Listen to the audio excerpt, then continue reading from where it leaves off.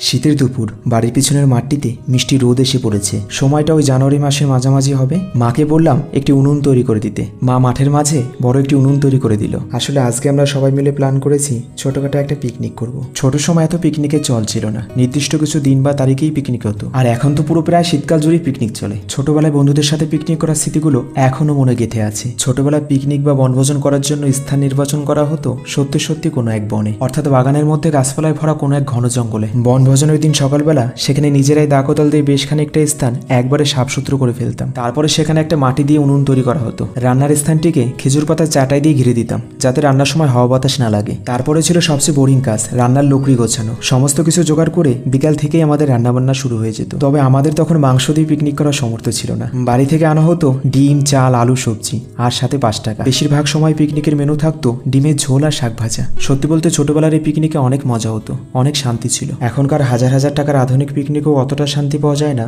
যতটা তখনকার 5 টাকার পিকনিক করে পাওয়া যেত। এক অন্যরকম ভালো লাগা ছিল তখন। যাই হোক, আমাদের রান্না শুরু হয়েছিল বিকেলে আর শেষ হতে হতে প্রায় সন্ধ্যা হয়ে এলো। রান্নার মধ্যে এখন শুধু বাকি আছে বেগুনি আর পাঁপড় ভাজা। নীল আর আমি দুজনে মিলেই বেগুনি আর পাঁপড় ভাজাগুলো করে ফেললাম। তারপরে খাবার দাবার সবাইকে পরিবেশন করে দেওয়া হলো। খাওয়া দাওয়া সম্পূর্ণ হতে হতে প্রায় রাত 10টা বেজে গেল।